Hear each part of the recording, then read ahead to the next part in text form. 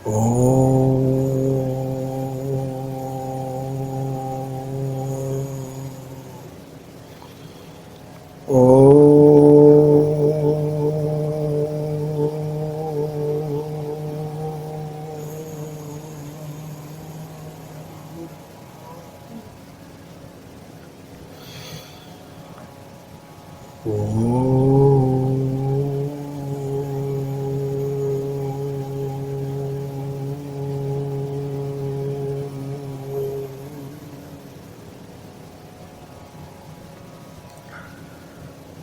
गुरुर्ब्रह्मा गुरुर्विष्णु गुरुर्देवो महेश्वरः गुरुर्साक्षात् परब्रह्म तस्मै श्री गुरुवे नमः।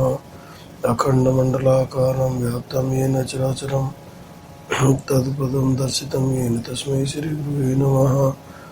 शुक्लं ब्रह्मचारिणं मध्यं जगद्व्यापिनीं वीणापुस्तकधारिणीं जडान्धकारं वहामस्ते स्फटिकमौलिकां विदधिं पद्मासने संस्थितां वन्दितां परमेश्वरीं भगवतीं बुद्धिप्रदां शारदाम्।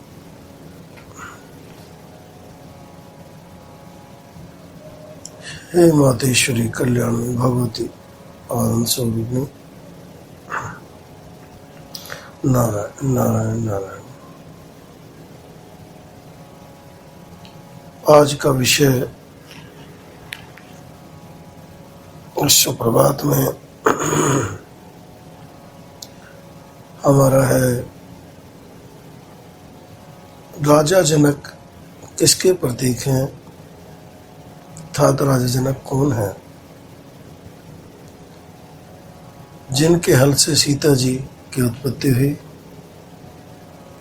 सीता जी अर्थात राजलक्ष्मी। राजलक्ष्मी अन्न का ही स्वरूप है जिससे सारा जगत पोषित होता है, पलता है।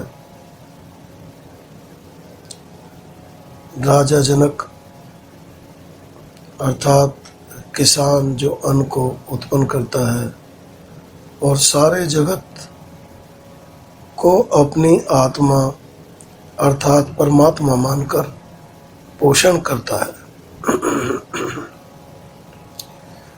अन्न से ही सारे जगत की उत्पत्ति और वृद्धि होती है।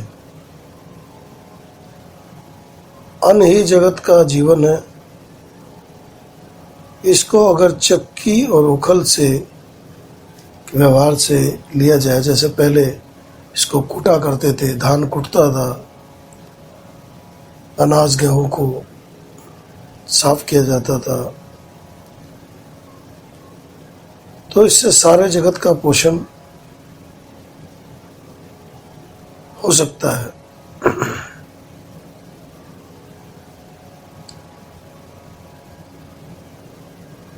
अगर यंत्र के माध्यम से व्यवहार में लिया जाए तो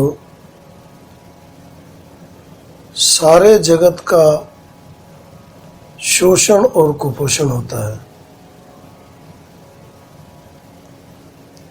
क्योंकि जो ताकत, जो शक्ति उस अनाज में थी इस अनाज में नहीं है। उसके बहुत सारे पौष्टिक तत्व मशीनरी युग से खत्म हो जाते हैं। लोगों को दिखने में चमक वाला सुंदर तो सब चीज मिलती है, लेकिन उसका जो मुख्य शक्ति का स्रोत था उसको मशीनरी युग ही खा जाता है।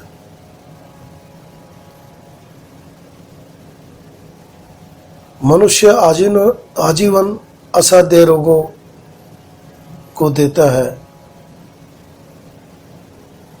वह भूख के मारे आत्महत्या कर रहा है। किसान जो सारे जगत को अपनी आत्मा मानकर भोजन देता था, वह आज आत्महत्या के कगार पर है, क्योंकि इसने बैलों के द्वारा खेती बंद की। चक्की और उखल का परित्याग कर दिया, इसलिए भूखा मरता है। समय रहते यदि वह अपने संसाधनों पर पुनः आ जाए तो फिर खुशहाली की ओर जाएगा। हमारे सतयुग, त्रेता, द्वापर में और कलयुग के 5000 वर्ष तक बैलों से खेती, चक्की, उखल, चरखे का व्यवहार होता था, तो जनजीवन पूर्णतया सुरक्षित चलता था। इसको समझने की आवश्यकता इसलिए है, कई लोग कहते हैं कि जी ऐसा आज इस आधुनिक युग में तो संभव नहीं है। आधुनिकता ने हमें दिया क्या है? केवल अशांति। आज संसाधन तो हमने जुटा लिए, लेकिन वो शांति का जो आनंद था उसके लिए हम लोग तरस गए। और हम ही नहीं, संपूर्ण जगत वो साधन तो जुटा रहा है, लेकिन अपने आप से दूर होता चला जा रहा है। जो उसका असली अस्तित्व था उसको मिटा बैठा है। जब हमारा सफर हमें पता है कि हम कुछ समय के लिए यहाँ पर आए हैं, तो हमारा मुख्य उद्देश्य है उस परम तत्व को पाना, उस शांति को ग्रहण करना, उस शरीर का पोषण ठीक से करना, ये हमारा दायित्व है। लेकिन हमारा दायित्व हमने छोड़ दिया और केवल हम लोग मृग तृष्णा की तरह भागते चले जा रहे हैं। यही नहीं पता कि हम जा कहाँ रहे हैं। इसको विकास कह लीजिए या इसको पतन, कि मनुष्य अपने अंदर बैठा हुआ रो रहा है, उसको फुर्सत ही नहीं है अपने आप से बात करने की। और जब तक वह स्वयं से बात नहीं करेगा तब उसको जगाएगा कौन? जगना आपको है, अपने विवेक को जागृत करना है। मुझे क्या चाहिए और मैं क्या प्राप्त कर रहा हूं। जब तक आपका अपना जागृति का लक्ष्य सिद्ध नहीं होगा, तब तक आप उस अंतर जगत की यात्रा तय नहीं कर सकते। इसीलिए हम बार बार प्रार्थना करते हैं, अपने आप को जगाइए। ये वाणी के द्वारा भी हम इसलिए आपको कुछ थोड़ा थोड़ा दे रहे हैं। कई लोग कहते हैं गुरुजी कुछ प्रवचन का, कुछ कार्यक्रम कुछ इस तरह का रहना चाहिए, क्योंकि हमारे यहाँ सारी की सारी क्रियाएं हैं। जिस ज्ञान को आप बाह्य जगत से प्राप्त करना चाहते हैं, वो आंतरिक जगत का ज्ञान केवल आंतरिक जगत की यात्रा तय कर कर ही मिल सकता है। और उसके लिए बहुत ही सुंदर तरीका इस अखंड महायोग में है। किस प्रकार से हम अपनी जागृति, अपने प्राणों का उत्थान और अपने कल्याण का मार्ग प्रशस्त करें, उसकी पूरी विधा इसमें समाहित है।